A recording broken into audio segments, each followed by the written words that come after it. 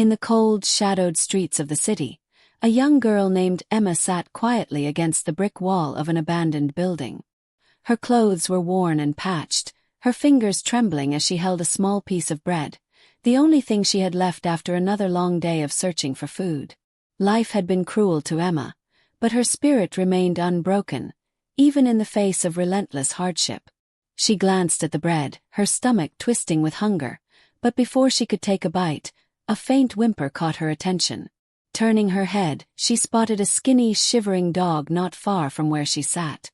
Its ribs pressed visibly against its thin fur, and its wide, pleading eyes locked with hers. Emma's heart ached as she watched the animal struggle to stand, its legs weak from hunger. She knew what it felt like to be alone, cold, and starving. The thought of someone or something feeling the same pain she endured every day was too much to bear. With trembling hands, she tore the bread into 2 uneven pieces, saving the smaller portion for herself. Slowly, she extended the larger piece to the dog. It hesitated at first, sniffing cautiously, but hunger overpowered its fear, and it devoured the bread in seconds. Emma smiled faintly, watching the dog wag its tail for the first time. For a fleeting moment, she felt a small spark of warmth in her otherwise desolate life.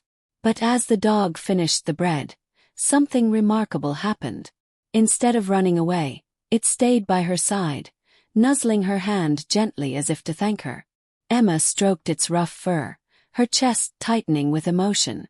The bond between them was instant, 2 lonely souls finding comfort in one another amidst the harshness of the world.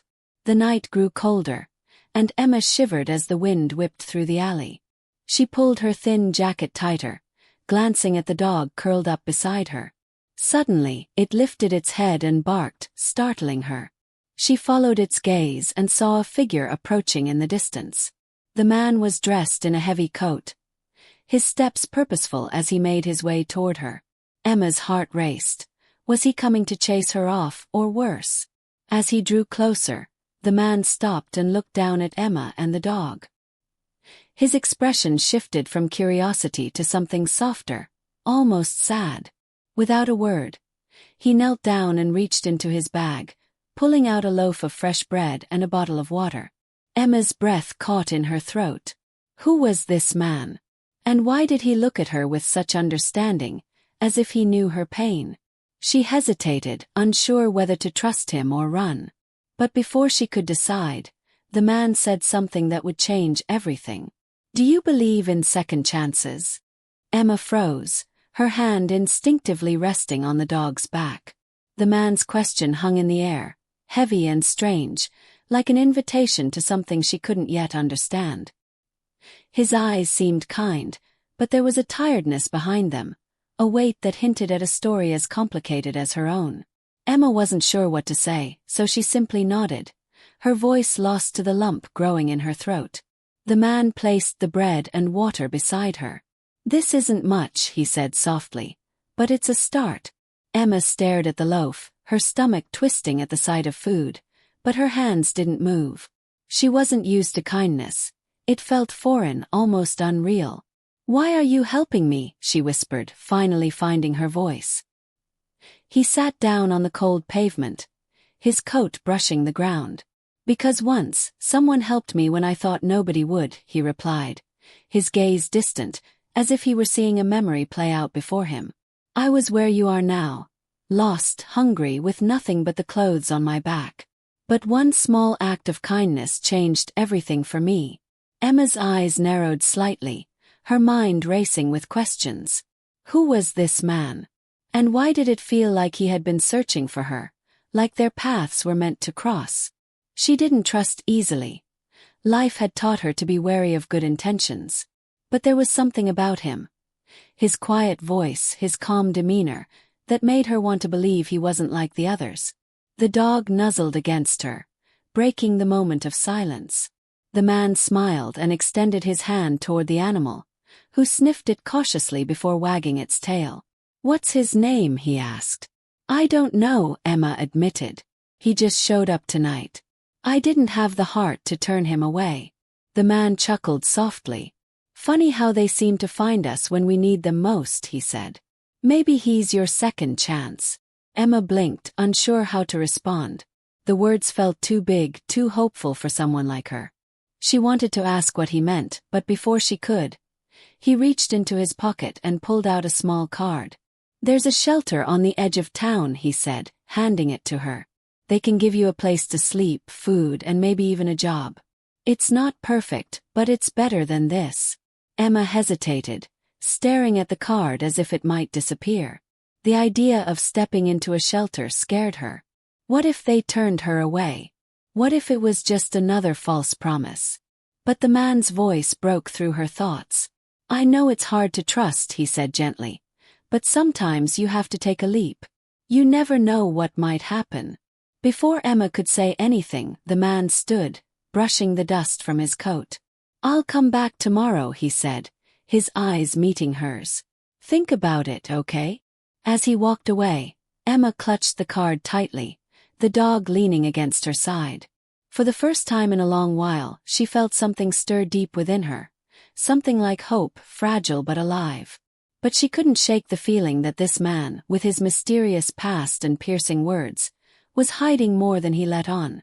And she couldn't help but wonder, why had he chosen her? That night Emma barely slept. The dog curled up tightly beside her, its soft snores breaking the eerie silence of the alley. She clutched the card in her hand, her mind racing with questions. The man's words lingered, replaying over and over. Second chances. The phrase sounded like a distant dream, something for people who hadn't been abandoned as she had, people who hadn't lost everything. As dawn broke, the city stirred to life around her. Emma watched as hurried footsteps passed by, the world moving too fast to notice her existence. She could feel the weight of the card in her pocket, a constant reminder of a choice she wasn't sure she was ready to make. The dog stretched and wagged its tail as if sensing her hesitation. "What do you think?" Emma murmured, stroking its ears. "Do we take the chance? Or stay here, where at least we know what to expect?" The dog looked up at her, its brown eyes full of trust, as if waiting for her to decide. By mid-morning, Emma found herself wandering the streets, the card still burning a hole in her pocket. She passed crowded cafes where warm meals were served, families laughing inside. She walked by shop windows filled with clothes she could only dream of wearing. Her stomach growled, but she ignored it, focusing instead on the card's address. When she finally reached the shelter, she stopped across the street, staring at the worn sign hanging above the door. The building looked old but cared for, with freshly painted shutters and flowers planted in boxes beneath the windows. Emma hesitated, her heart pounding. She could walk in, but what if it wasn't the safety net the man had promised? What if it was just another dead end? As she stood frozen in indecision, a voice behind her startled her. "You made it." Emma turned quickly to see the man from the night before, his hands stuffed into his coat pockets. He smiled faintly, though his eyes carried that same heavy sadness. "You followed me?" she asked, her tone guarded. "I said I'd come back," he replied, shrugging. "Didn't expect to see you here though. I'm glad you came." Emma didn't respond, her gaze shifting back to the shelter. "What if they don't want me?" she asked quietly, more to herself than to him. "They will," he said firmly. "But you have to take the first step." Before she could gather the courage, a loud crash from a nearby alley made them both turn. The dog barked, its ears perking up as Emma instinctively stepped back. The man frowned, his eyes narrowing. "Stay here," he said, his voice suddenly sharp. Emma's heart raced as she watched him disappear into the alley. Moments later, muffled voices reached her ears, angry, tense. She glanced at the dog, then at the shelter's door. A choice loomed before her. Step into the shelter's warmth or follow the man into the unknown. Torn between the promise of safety and the pull of curiosity, Emma stood frozen, the tension tightening around her like a net. Something told her that whatever was happening in that alley was no ordinary argument, and it had everything to do with the man who had offered her hope. Emma couldn't shake the uneasy feeling that crawled up her spine as she stood there, staring into the alley where the man had disappeared. The muffled voices grew louder, more intense, and she caught fragments of the conversation. Accusations, threats, and something about owing someone. Her grip on the dog's leash tightened. It whimpered softly, sensing her unease. Her instincts screamed at her to walk away, to leave this stranger and his mysterious past behind. But something else, a small voice deep within her, urged her to stay. He had been kind to her when no one else had. Could she really turn her back on him now? Before she could decide, a loud crash echoed from the alley, followed by the sound of hurried footsteps. Emma's heart raced as two figures emerged. The man stumbled out first, his coat torn and his face pale. Behind him, another man followed, his expression cold and dangerous. He clutched something in his hand, a metal pipe, glinting faintly in the morning light. "Stay out of this," the stranger barked, his voice harsh. The man glanced back at Emma, his eyes filled with a mix of fear and regret. "Go," he mouthed silently, but she couldn't move. Her legs felt rooted to the ground, her mind spinning with confusion and panic. The stranger's attention shifted to Emma, his gaze narrowing. "Who's this?" he sneered, stepping closer. "Another one of your projects, huh?" Emma instinctively stepped back, pulling the dog with her. "Leave her alone," the man said, his voice steady despite the tension crackling in the air. "She has nothing to do with this." "Doesn't look that way to me," the stranger replied, his tone mocking. He swung the pipe lazily, his eyes darting between the man and Emma. "You think you can run around playing hero, helping strays like her? You owe me, and I'm done waiting." Emma's chest tightened as the words sank in. Who was this man? And what had the stranger done to make him so angry? She glanced at the shelter across the street, its door now impossibly far away. The man raised his hands, trying to calm the situation. "I'll get you what I owe," he said, his voice low and measured. "But she's not part of this. Let her go." The stranger laughed, a cold, sharp sound that sent a shiver through Emma. "You think I care about her," he said. "You don't get it, do you? This is about sending a message. You don't get to walk away from people like me." Before Emma could process what was happening, the stranger lunged forward. The dog barked fiercely, baring its teeth as Emma stumbled back. The man moved quickly, putting himself between Emma and the pipe, but it was clear he was outmatched. "Run!" he shouted, his voice cutting through the chaos. Emma hesitated, torn between fear and the growing sense that she couldn't abandon him. The dog tugged at its leash, barking wildly, but she stayed frozen, the weight of the moment pressing down on her. As the tension reached its peak, Emma realized that this wasn't just about a debt or a fight in a dark alley. It was about choices, hers, his, and what they were both willing to risk for the sake of something bigger than themselves. Emma's mind screamed at her to run, but her legs wouldn't move. She watched in stunned silence as the man tried to shield her from the stranger's blows. His movements quick but strained. The dog growled, pulling hard on the leash, desperate to join the fray. "Go!" the man shouted again, his voice cracking with urgency. But just as Emma took a step back, something unexpected happened. From the far end of the alley, another figure appeared. A woman in a dark coat, her face partially obscured by a scarf.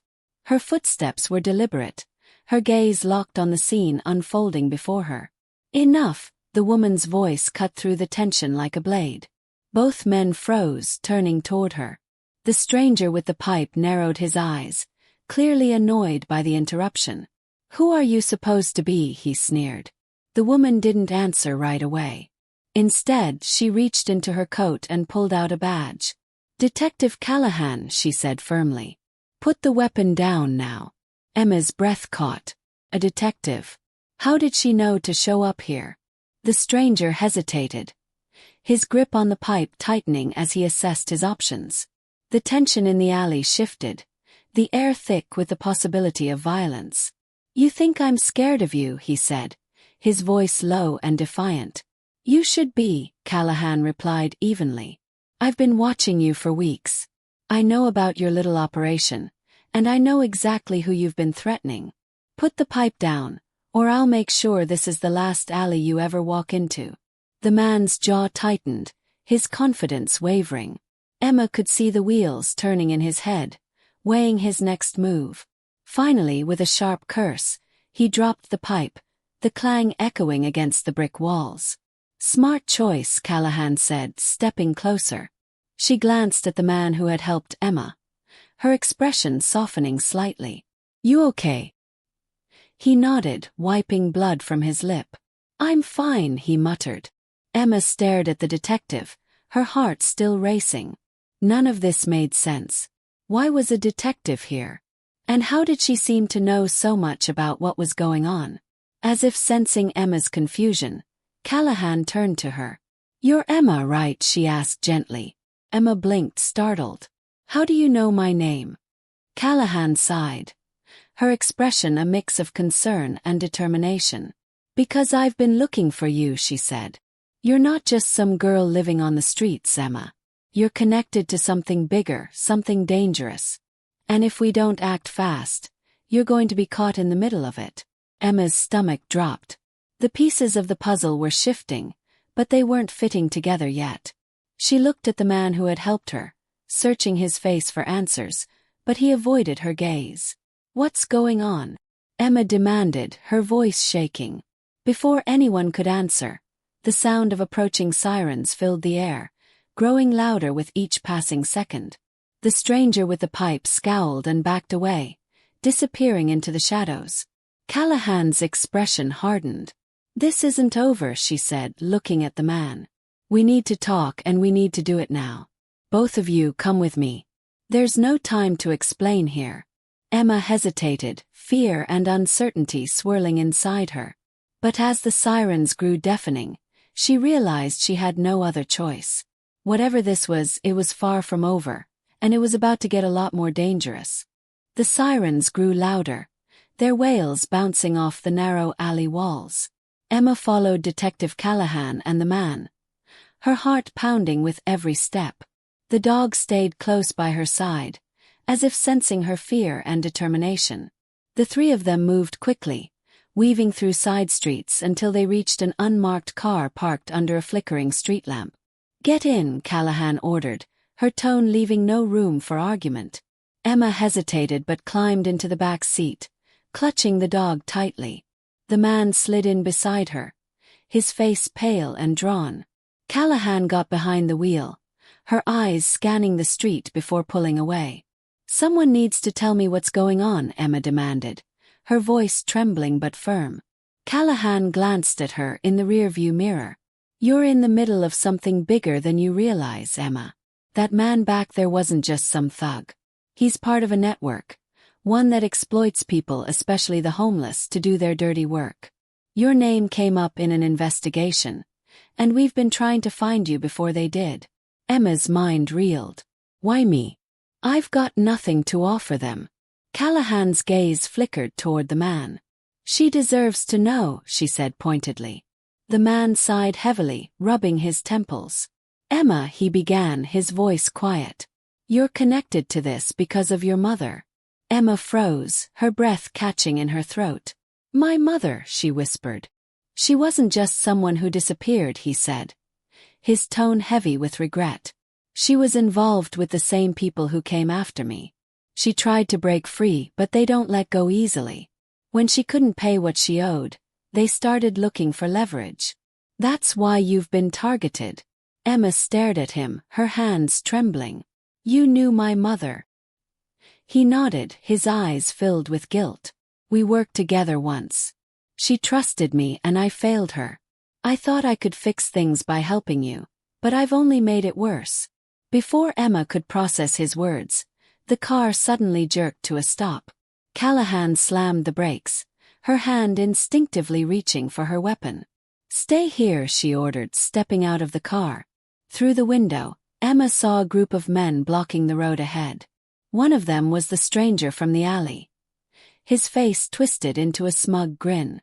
"You didn't think it would be that easy, did you?" he called out, his voice echoing in the still night. Callahan raised her badge, her voice firm. "This ends now. Step aside or you'll regret it." But the man simply laughed. You're outnumbered, detective. And this time there's no running. Inside the car, Emma felt a surge of panic. The man beside her leaned forward, his expression tense. "We need to get out of here," he muttered, his voice urgent. Suddenly, the dog let out a low growl, its ears perking up. Emma followed its gaze and spotted a narrow alley to their left. "There," she said quickly. "We can slip through there." Without waiting for permission, she opened the door and bolted, the dog at her heels. The man followed close behind, his footsteps echoing hers. Behind them, she heard Callahan shout, followed by the unmistakable sound of gunfire. They didn't stop running until they reached an abandoned building, its windows boarded up and its walls covered in graffiti. Inside they caught their breath, the dog pacing nervously. "You shouldn't have run," the man said, his voice strained. Emma turned to him, her eyes blazing. "I didn't ask for any of this," she snapped. "I just wanted to survive. And now I'm caught in the middle of something I don't understand." Before he could respond, the door creaked open, and Callahan stepped inside. Her face was bruised, but her expression was triumphant. In her hand she held a small flash drive. "It's over," she said, her voice steady. "We've got the evidence we need to bring them down." Emma stared at the drive, a strange mix of relief and disbelief washing over her. "What happens now?" she asked. Callahan smiled faintly. "Now we fight back. And this time we win." But as they prepared to leave, Emma noticed something strange. The dog was staring at a small trapdoor in the corner of the room, its nose twitching. When she opened it, she found a hidden box filled with documents. Among them was a faded photo of her mother, smiling brightly. Emma's chest tightened as she realized the truth. Her mother hadn't just been a victim. She'd been fighting back too, and now it was Emma's turn to finish what she started. Emma held the photograph in trembling hands, her mother's smile staring back at her through the years. The discovery left her overwhelmed with emotions, sadness, pride, and an ache she couldn't quite name. She looked at Detective Callahan, who studied the documents with sharp, practiced eyes, and at the man who had risked so much to help her. For the first time in what felt like forever, Emma felt like she wasn't alone. "These files are everything," Callahan said, carefully placing the documents back into the box. "Your mother must have been gathering evidence to expose them. She was fighting to protect you, even if it meant putting herself in danger." Emma's throat tightened as she thought about her mother's courage. "But why didn't she tell me?" she asked, her voice barely above a whisper. "She was trying to shield you," the man said softly. "She thought if they didn't know you were connected to her, you'd be safe." Emma shook her head, her emotions bubbling to the surface. "I wasn't safe. I ended up on the streets, scared and alone. She left me." Callahan placed a hand on Emma's shoulder, her voice gentle but firm. "She didn't leave you, Emma. She was fighting for you. And now, with these documents, we can finish what she started. You're not alone anymore." The words sank in slowly, and Emma felt a glimmer of hope. For years she had carried the weight of abandonment, but now she understood. It had never been about leaving her behind. Her mother had been fighting a battle too big for one person, and now Emma had a chance to honor her memory. As the group prepared to leave the abandoned building, Callahan made a call, arranging for backup and a safe place to store the evidence. The man helped Emma gather what they could from the hidden box, ensuring nothing was left behind. The dog stayed close to Emma, its presence grounding her as the weight of the moment settled in. When they stepped outside, the streets were eerily quiet, the earlier chaos replaced by an uneasy calm. Callahan's car was gone, likely towed or confiscated by the men who had blocked their path earlier. But she didn't seem fazed. "We'll walk a few blocks and meet my team," she said, leading the way with steady determination. As they walked, Emma's mind raced with questions about what came next. She had spent so long just trying to survive that the idea of having a purpose, of being part of something bigger, felt both terrifying and exhilarating. She glanced at the man beside her, his face weary but resolute. "You knew this whole time," she said, breaking the silence. About my mother, about me. He nodded, guilt etched into his expression. I didn't know how to tell you. I thought if I could protect you without dragging you into it, I'd be doing right by her.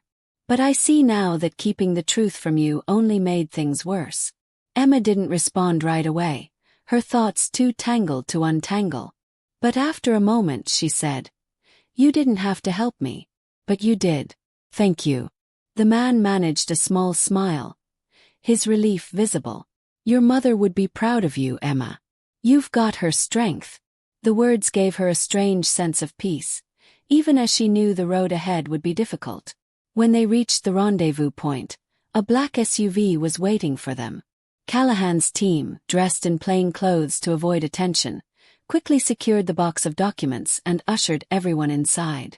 The drive to their destination, a safe house just outside the city, was quiet, the tension in the air heavy with unspoken thoughts.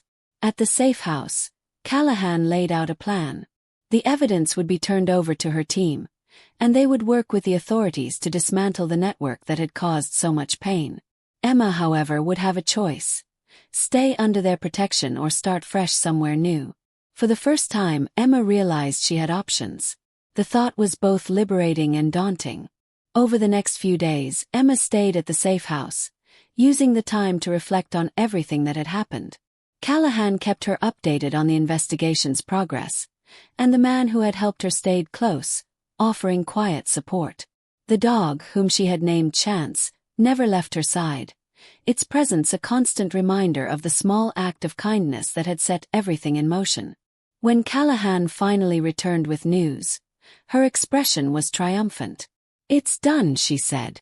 The operation's been shut down. Key players are in custody, and with the evidence your mother gathered, they won't be getting out anytime soon. Emma felt a surge of relief but also a pang of sadness. The fight was over, but her mother wasn't there to see it. Still, she knew her mother's legacy lived on through the work they had finished together. As the days turned into weeks, Emma began to think about her future. Callahan offered to help her find housing and reconnect with resources to rebuild her life. The man, who finally introduced himself as Peter, promised to stay in touch, offering guidance as she found her footing. In the end, Emma chose to stay in the city. It wasn't easy, but she felt a sense of purpose in starting over in the place where her life had nearly ended. She volunteered at the shelter where she had once hesitated to step inside, helping others who were struggling as she had. Chance became a beloved companion, a symbol of the hope and resilience that had carried her through. And though the road ahead was uncertain, Emma faced it with a strength she hadn't known she possessed. Looking back, she realized that everything had started with a simple act of kindness, sharing her last piece of bread with a hungry dog. It was a small gesture, but it had set off a chain of events that changed her life forever. And as she walked through the city streets, Chance trotting beside her, Emma knew one thing for sure. Even in the darkest moments, there was always a chance to start again. All it took was the courage to take the first step.